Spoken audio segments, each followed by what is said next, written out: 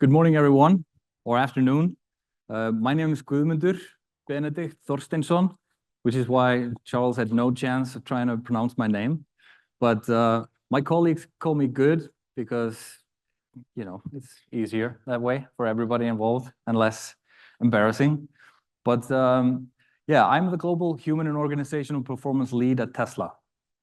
I'm super excited to be here, and thanks for allowing me the opportunity and also giving me the slot right here after lunch, where everybody's kind of, you know, full, ready to take a nap. It's a good space to be in. I don't know if you noticed how weirdly pale I am, but I'm from Iceland, and so when I boarded the plane a couple of days ago in Iceland, it was 4 degrees Celsius. And when I landed here, it was like 40. So my head is eternally grateful for industrial strength, military grade sunscreen. And but normally when I go to something like this, I'm the person who gets the award for being the person who's like flies in the longest or has the longest travel. But I heard this morning that there were some Australians in here, so maybe they won that prize this time around. But yeah, most of the time I'm the only person from Iceland anywhere. We're kind of rare people. But so anyway, I've been in EHS for the last, let's say, 12 years or so. I've been with Tesla for 5.5 years in the Environment, Health, and Safety organization. I did a master's in occupational health and safety management a few years ago, graduated in 2017 from Loughborough University in the UK. Whoop, whoop. And but before joining Tesla, I was working at Alcoa, and Alcoa was doing some work on HOP. Do we have any Alcoans in here? Oh, we were sitting right next to each other. Nice, and I had no idea. Alcoa was doing a lot of work on HOP back in, well, at least when I started there. And the first experience that I had with human and organizational performance was actually sitting through a session by the great man who kicked us off this morning, Rob Fisher. He did an excellent session on HOP. It was an advocate session. Later, they turned me into a super advocate. So I guess I'm like one of those 100 that you mentioned this morning. But it was a really fun thing, and it opened my eyes in very, yeah. It opened my eyes a lot, listening through human and organizational performance, the principles and all that. So now today, I'm really happy to be able to be here and have a conversation with you guys and tell you kind of what we at Tesla are doing when it comes to the human and organizational performance principles and how we've built certain tools and systems on those on the foundations of those HOP principles. First, I have a quote from our fearless leader. When something is important enough, you do it, even if the odds are not in your favor. Even though he's quite a controversial person as an individual, I believe firmly that having a leader like Elon is a blessing for us in the EHS team. He's not afraid to challenge the status quo, and he really encourages us to do, you know, first principles thinking in everything, you know, in every way that he runs his businesses. And that includes us in the EHS team. This means that we are not locked into certain, you know, certain frame of mind or certain way of doing business. We're free to explore new ways and methods and not just keep doing things because that's the way we do things around here. Now, I know I don't have to like spend a lot of time talking about Tesla here because, you know, we've been in the news quite a bit lately, and but there is a little bit of a misconception out there that Tesla is just a car company, and but in fact, our mission is to accelerate the world's transition to sustainable energy, and so that means we are heavily involved in both energy generation and storage through our solar and battery products. Electric transportation, obviously, through our sexy lineup of cars, And then also robotics with our Optimus AI and supercomputer programs. Like we really want to make sure that the future is a good, fun, safe, and cool place to be in. Just to give you guys a little bit of an understanding of the scope of our operations now, we're not just a company like a startup in California anymore. We truly have a global footprint. So we're building at an average like 35,000 cars a week. We have close to 130,000 employees, with more than 3,000 stores, retail locations, 50,000 superchargers all over the world. And last year we put 1.8 million fully electric cars on the roads. And our cars have driven over 100 billion electric miles, which is putting an ever increasing dent into the emissions from the global transportation. And we're not slowing down. We don't make slow cars.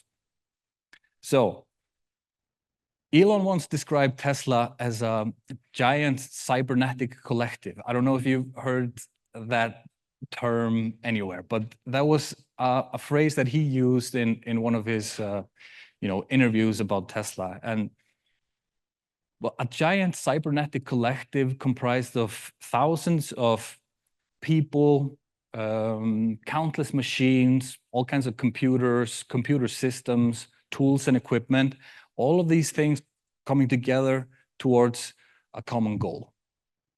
And in hawk speak, that's a complex system, right? In complex systems, such as a global organization, the undesirable outcomes that sometimes happen are rarely due to individual components failing or individual mistakes. You know, those are contributing factors. They're rarely like a root cause, so to speak.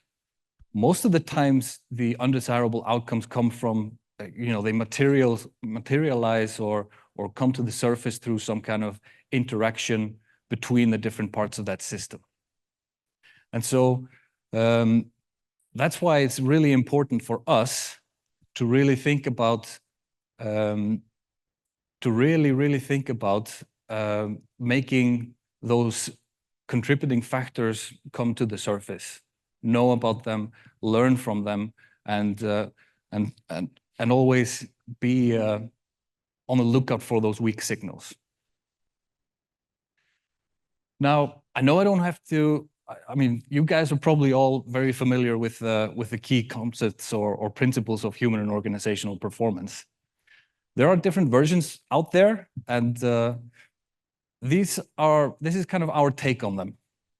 You may have seen similar or a little bit different versions of these before, but I still want to just talk about them really briefly, especially for the people who have not been in this space for a long time. So first one, error is normal. It's incredibly important that leaders, everyone, leaders and workers alike, agree on that most basic part. Even the best of us make mistakes. And so making a mistake at Tesla is not illegal.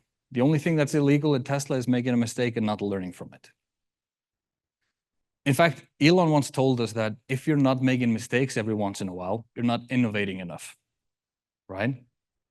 So we know that we're on the cutting edge. We know we're trying new things, and we know we're going to have mistakes.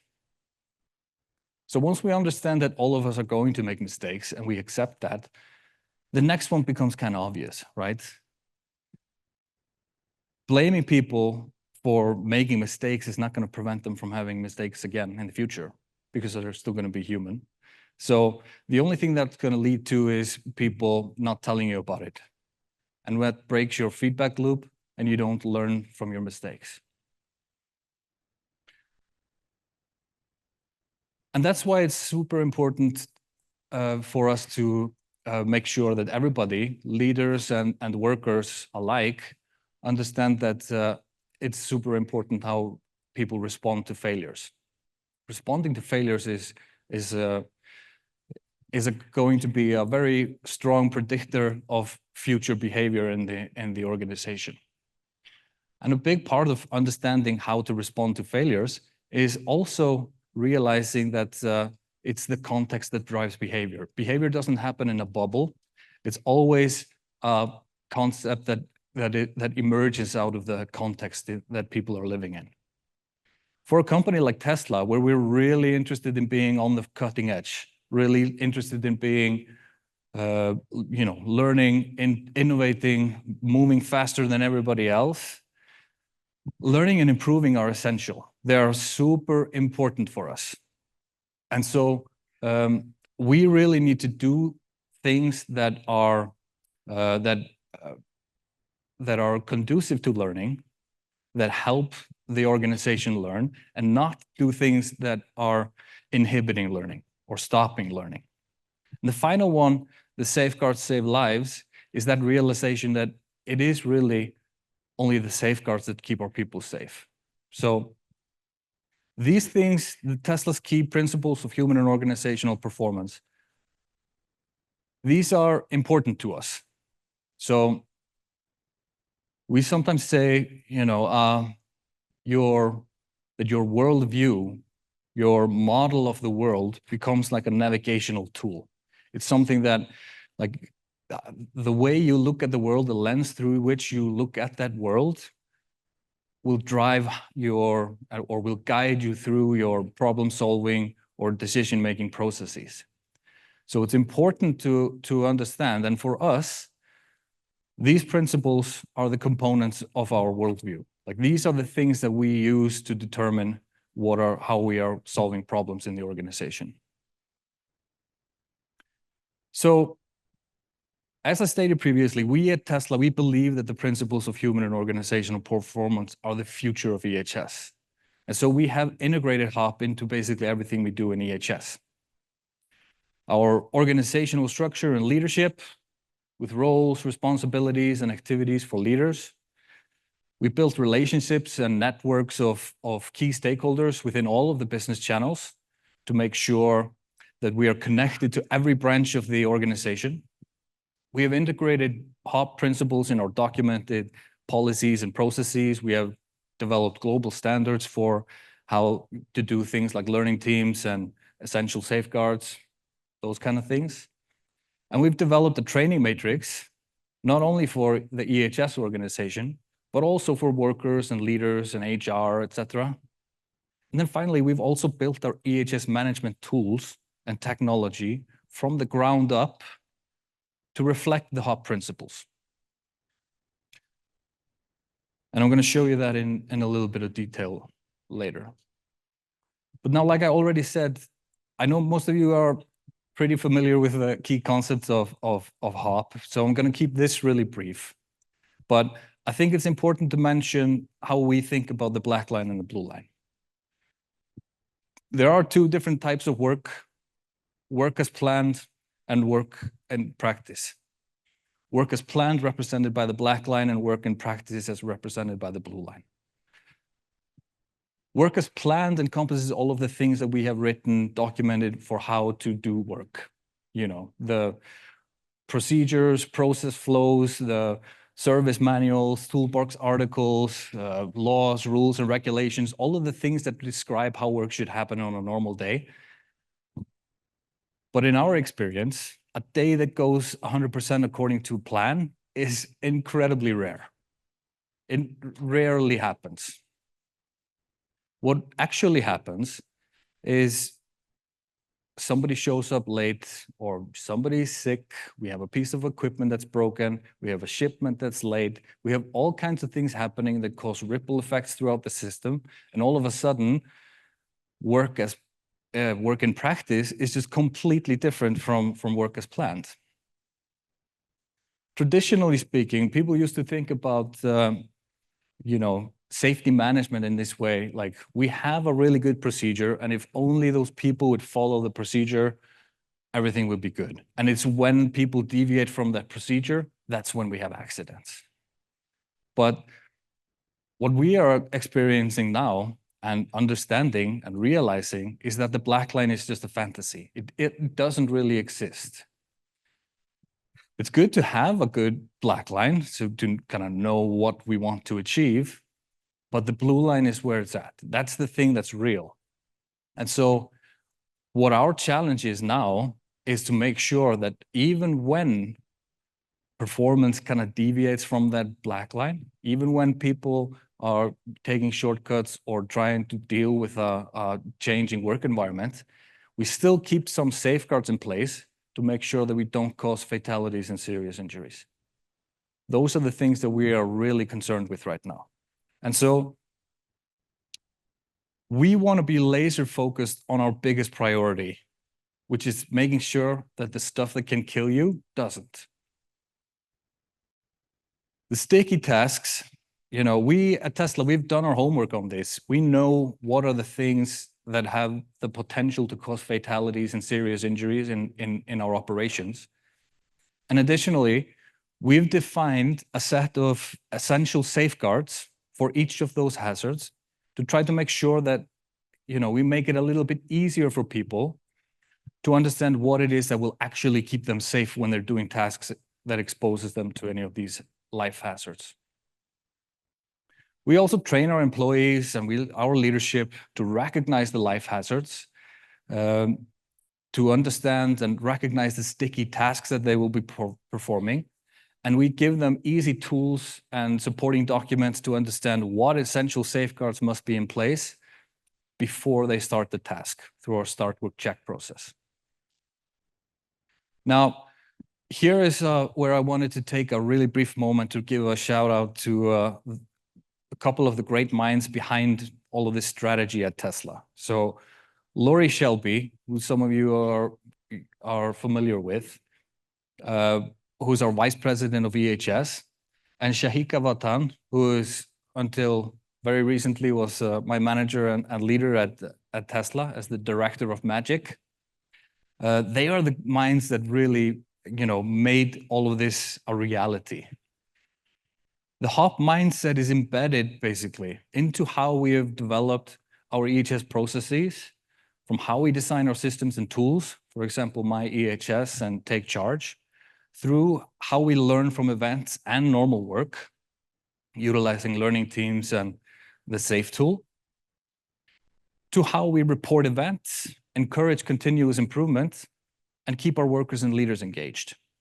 This is not something that just happens by accident. This is a very deliberate strategy, and I have been very fortunate to be able to work with these great people and learn from them.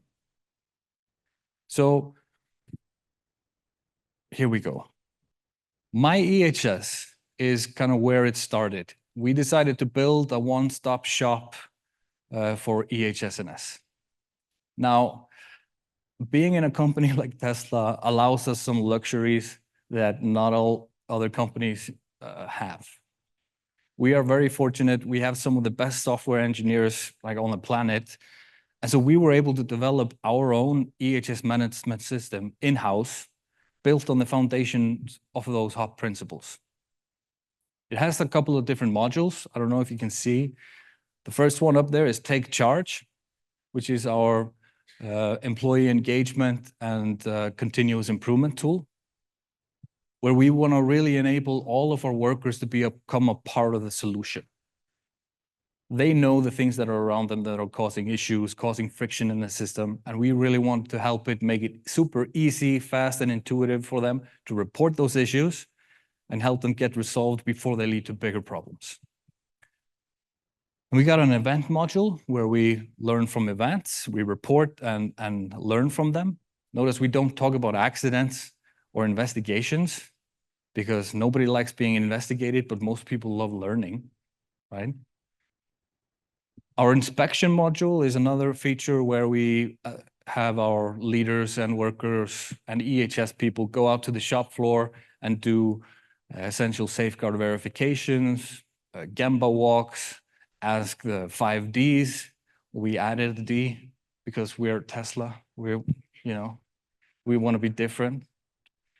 And those kind of things are built into our inspection module. And then the actions module is where we follow up on and track to completion all of the actions, whether they come from, events or take charges or inspections or even learning teams or things like that. I also wanted to mention briefly that in our severity matrix, we really want to call out if we have any events that have the potential to cause life-threatening events or life potential events. So either fatalities or serious injuries. So if we have a near miss that could have resulted in a fatality or serious injury, we really want to make sure that we capture that and learn from that event before it turns into an actual. Now, there is one thing that we have done recently that might be a little bit different from what other organizations do, is to start measuring things a little bit differently. I don't want to spend too much time on this, but I still wanted to mention that it's a part of what we're doing differently. So the movement towards ESG reporting has driven companies to start providing more comprehensive disclosures, including non-financial indicators like health and safety metrics, to investors. So EHS people are probably very familiar with a variation on the context drives behavior principle that says metrics drive behavior. And when investors in a company start becoming interested in health and safety metrics, it's very important that we as EHS people are able to tell them our story and not just have them make assumptions about the organization based on a set of lagging metrics that might not necessarily tell the entire story or accurately reflect the status of EHS within the organization. So we have moved from OSHA lagging indicators as a global metric towards ASTM leading indicators to make sure that we are reflecting the fact that we are not we're not a California startup anymore. We're a global organization. We are focusing more on the high priority events and trying to make sure that we don't cause injuries that cause fatalities and serious injuries. So we don't really want to say that we want to throw out all of the lagging indicators out wholesale. We do still track them internally and we report them where necessary. We do look at them from like a trend analysis kind of perspective, but we don't put them on our executive dashboards, for example. And especially we don't set targets for them. One of my mentors from Alcoa, Steve Scott, I don't know if you remember him, but he once told me about Goodhart's law, which says that when a measure becomes a target, it ceases to be a good measure. And like I said earlier, metrics drive behavior. So, and they become exponentially more powerful at driving behavior if we incentivize meeting certain outcomes. So that can lead to some very interesting unintended consequences, you know? So, but going into the tools that we have developed based on the principles of HOP and how important they are for us, one of the big things that we did was develop a tool called Take Charge, which I've already mentioned. All of our employees have access to submit a Take Charge. They can use their phone or their laptop, and it's super fast and easy and intuitive. People can even submit them anonymously if it's a sensitive subject that they don't want their name attached to a ticket, but that feature is actually incredibly rarely used. Once the Take Charge is submitted, the next in-line supervisor is notified immediately, and they need to work with the submitter to create an action and pull in any collaborators that can help make that or fix that issue. If nobody works on that ticket, we built in an automatic kind of escalation thing into the system so that it's automatically escalated every 2 weeks to the next manager and then the next manager all the way up to the VP level. And nobody wants their VP to give them a hard time about a ticket that they haven't worked on. So knowing that context drives behavior, we've kind of decided to build a little bit of a stick into the system in that way, but also a little bit of a carrot by way of the shout out function. So the shout out function is something where we go in, especially for good submissions. If it's a really impactful issue that they raised, we're able to go in and give people a shout out. And this is something that people are very happy and grateful for. You know, informal recognition of just being, doing a good thing, really driving the correct behavior. Now, because Take Charge is one of our key leading indicators, we really wanted to create a dashboard to help track how we're doing. And, you know, we have numbers of take charges in a specific location, country, region, or business channel. It's scalable. We track the status of if they are open, if they are in progress or closed, and also if they've generated actions. And importantly, to see if they are being used for positive reinforcement via the shout out function. And to make a long story a tiny bit longer, the people at Tesla really loved it. Like, the system just took off, and Take Charge is now used globally across all of the business channels and regions. You can see there's even a tiny dot over there in Iceland, if you look closely, if you know where it is on the map. We got 44 countries, thousands of locations. Now almost 100,000 employees have made well over 1 million tickets. And the thing that's really interesting is here. So to demonstrate the impact, I know, you know, these are a couple of graphs. Maybe graphs aren't interesting to people, but this is just one organization. I realize and understand that. It's only one data set, so maybe it's early to try to make, you know, assumptions based on a small data sample. But what we have seen happen over the last couple of years is that as take charge rates climb up, our ASTM rates go down. The data is telling us a clear story that is validating our thesis. As we spend more effort on proactively preventing the next event by engaging workers and making them a part of the solution, we have to spend less time on fixing the last issue. Does that make sense? And this is what the data is telling us. Here's a simple example that illustrates kind of the utility of this way of thinking for us. These pictures are from our factory in Fremont, California. One day we had a safety specialist walking down that hallway on the picture on the left, and he noticed a production associate about to enter that robot cell. The associate kind of hesitated briefly before she opened the door and went in. And when she came back out, that safety specialist walked over and had a conversation with her. And he just asked her, "What's up?" And so she immediately told him, "I went into the cell without putting my lock on the door." So instead of just reacting out of emotion and punishing her or something like that, they decided to have a conversation about how this had happened. And so the workstation,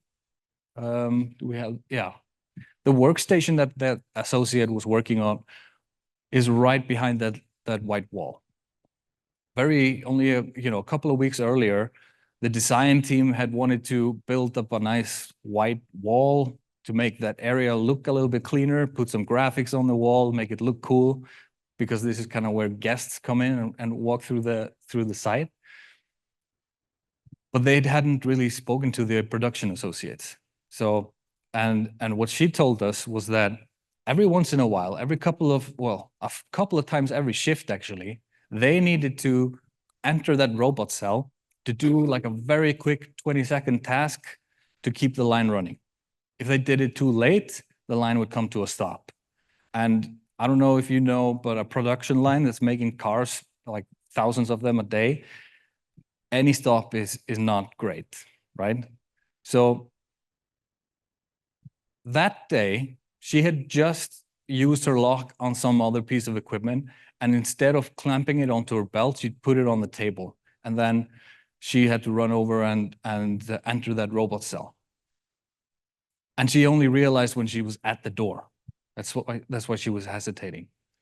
And so she knew if she wanted to follow the rule, do the thing properly, she would have to run all the way back down the hall, get the lock, run all the way back, and it would cause the line to stop.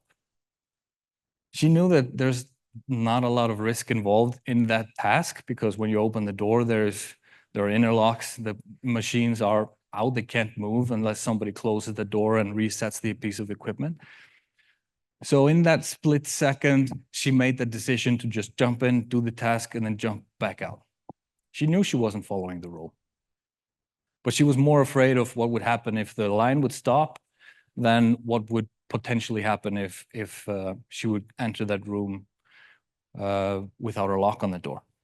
So knowing all of this, the safety team over there had a further conversation with them. They created a take charge ticket, and only a couple of days later, the door that's right there on the second picture had been installed in the wall. So now our design team gets to keep their clean and cool design of the white wall with the cool graphics on it, and our workers are able to get to where they need to without stress and time pressure.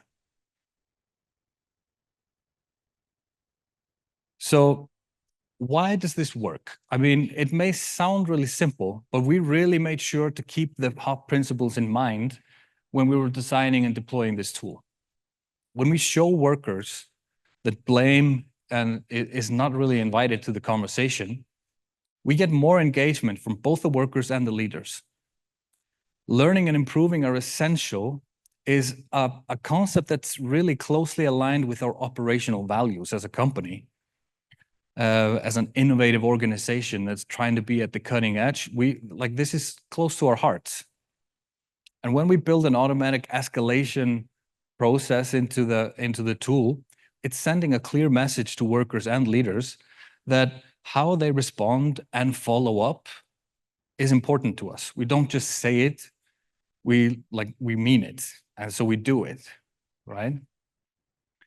And finally, this is also, like I think I mentioned this before, this is helping us be more proactive in a way where we are now spending more time preventing or eliminating the next issue and less time reacting to the last issue. So, but however great we become at being proactive, we know that we will never be perfect. Like, we will not create a perfect black line where nothing goes wrong, right? So we still need to learn from our past events, but how we learn is important. And as I said earlier, how we solve problems is kind of influenced by the HOP principles, and that includes how we learn from events. We have two methods for learning from events: the SAFE tool and the learning teams. SAFE just stands for Safeguard Analysis for Events. It's a very simple, quick, and easy tool, but we ask just these three questions. What safeguards existed and worked? What safeguards existed and did not work? And what safeguards did not exist but could have worked? Notice that all of the attention is on the safeguards and their effectiveness, right? None of the attention is on who did what and why, or why they didn't follow the procedure or something. It's kind of implicit in the question because, then we have a conversation. If the safeguard did not work properly, then we say, okay, how did that happen? And so we will come to that conclusion eventually. But just, who did what and why is not even in the question. When we have found that just by changing our language a little bit around this means that people are way more open and honest, and they just share more good data with us. So we're able to take better decisions. Now, learning teams, you will probably hear a lot about learning teams this week, but they are a really critical process for us. These are like a deeper dive into the events, the context. We have certified a network of learning team facilitators across the globe, so we are able to jump in and do a learning team whenever we have to or whenever we want to in any country where we have operations. It's a it's a group. We have the facilitator who's certified, gather a group of people in a room, the closest to the work, the masters of the blue line. They come in, they have a conversation. We do a couple of sessions. First, the learning session, soak time, and then the action kind of brainstorming second session. And all of this is just thinking about context, safeguards, contributing factors. Behavior is not really the thing that we're super interested in. We really want to understand the context. And yeah. Another key element of our strategy right now is LEAP, Leadership, Engagement, and Assurance Program. Sorry, I felt like Charles trying to pronounce my name right there. It's another key element of our strategy. It's a program where we have our leaders go out to the shop floor and have open and engaging conversations with our workers. They talk about the sticky, the stuff that can kill you. They talk about the essential safeguards. We have a conversation about the capacity to fail safely. And in the conversation, we both look for opportunities to improve, and we look for evidence of excellence so that we can give people positive feedback. This is not a numbers game. This is all about having meaningful conversations and connections between workers and their leaders. And it's really leading to some really interesting learnings for our leaders.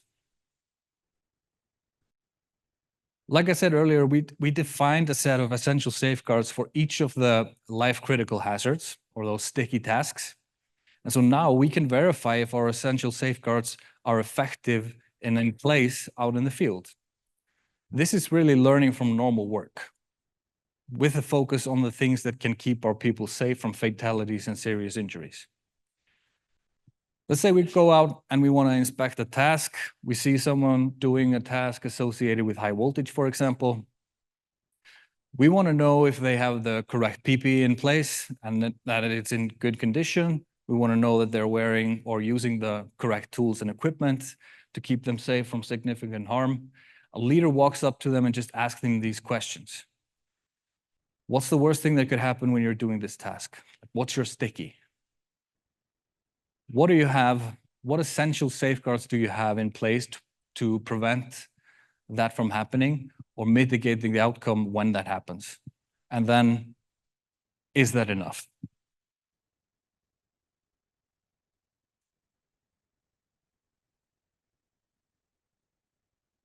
Why this works, when we change the conversation from focusing on behavior to focusing on safeguards, it really aligns the conversation that we have with our workers with those HOP principles. And we assume that errors are going to happen because errors are normal. We don't blame. We have constructive conversations, and we are very aware of how much our response matters. We make sure that interesting and important learnings are shared across the organization. And because that emphasizes our commitment to learning and improving, and in doing so, we highlight how we understand that context drives behavior. And by focusing on increasing our capacity to fail safely, we also help our entire organization understand that it is really only the safeguards that save the lives. So here, finally, is a quick look at our EHSS executive dashboard, where take charge is displayed first, front and center. This is what our operational leaders look at, our EHS leaders look at when they are looking for EHS KPIs. How many of my people have been doing take charges? How active are they in actually being a part of the solution? Are we closing our tickets? How many people have been participating? These are the things that they are tracking, and this is the information that they are using as their leading KPI. We also want to make sure that all of the high priority actions that we create, especially the ones that are related to serious events, that they are followed up on and closed on time. Like if you have an event that could have resulted in a serious injury or a fatality, and you have a high priority action to follow up on from that event, we really will hold your feet to the fire and make sure you follow that action and close it, right? And then when we talk about events, our main focus is on live actual or potential events and ASTM. So a couple of key takeaways for you after this session today. Things that we at Tesla think are important for the future of EHS.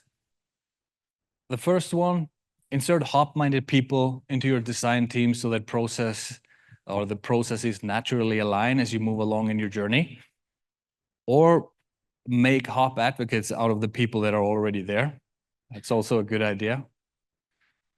Number two, focus on building capacity to fail safely over preventing all events. Don't fall into that, that fallacy of thinking that we can create a perfect system where nobody is ever going to get hurt. We know things will go wrong every once in a while. Just make sure that you have the safeguards in place to prevent fatalities and serious injuries. Those are the most important ones that we want to spend our time and effort on. Set goals using leading metrics. Think about what you're incentivizing. Think really hard about, are we going to create metrics that drive the wrong behavior in our organization? And then finally, implement tools that enable learning from those closest to the work. If we implement tools, like learning teams, asking people the 5 Ds, those kind of things, the masters of the blue line will help us melt the iceberg of ignorance, right? So that's the end of the presentation today. It's been an absolute pleasure and an honor for me to be able to get the opportunity to talk to this group of people and tell you how we at Tesla are driving the change towards the future of EHS. Thank you all for listening and have a great day.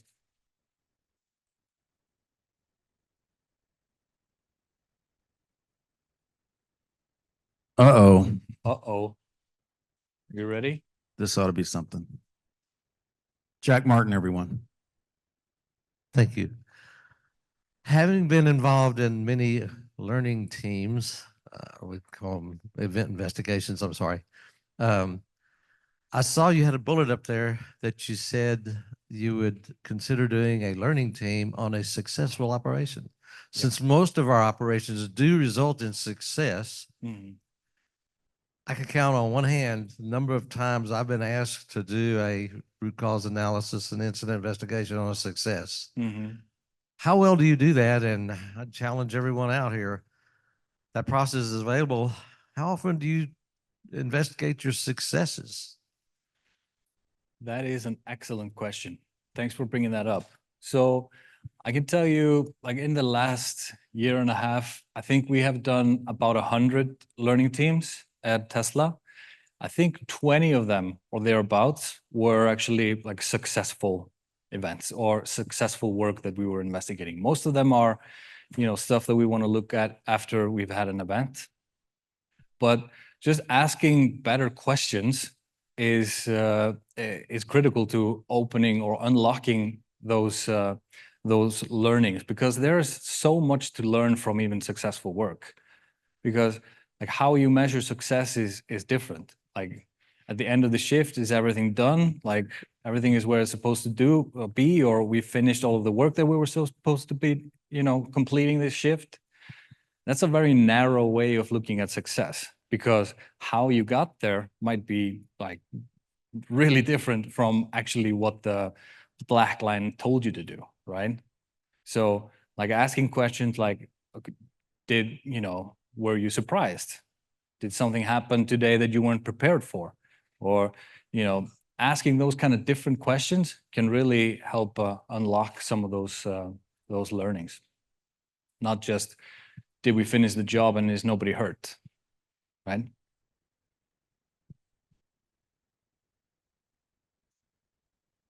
How often do people say it's not enough, or do you have an experience that you can share where someone said the safeguards are not enough?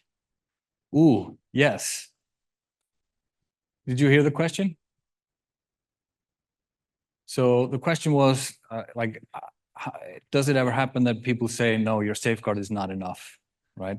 When we want to do an essential safeguard verification and we ask those questions, is that enough? That happens on occasion, very rarely, thankfully, but when that happens, we do have another process, just stop work. We don't continue with that work until we've sat down with the engineer or the person who designed that job or that task or the leader of that work group. And we've really had a conversation about, okay, so how can we execute this task without putting those people at significant risk? So yeah, that's kind of where we call a stop or a timeout when our essential safeguards are compromised. How often does that happen? I don't have good data on that, to be honest, but it's rather rare. Like in the manufacturing operations, it's very rare. In construction, those kind of operations that are kind of more unpredictable, it's more frequent. But yeah, it happens. Hey, how's it going? Thanks. Really cool presentation.